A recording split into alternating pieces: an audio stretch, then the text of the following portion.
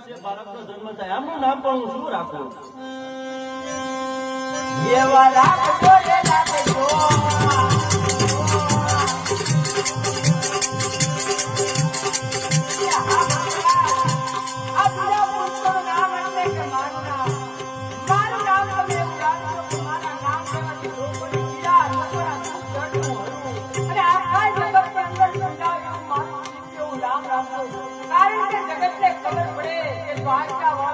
હિન્દુ નો રામ અને મુસલમાન નો ધરતી પર અવતાર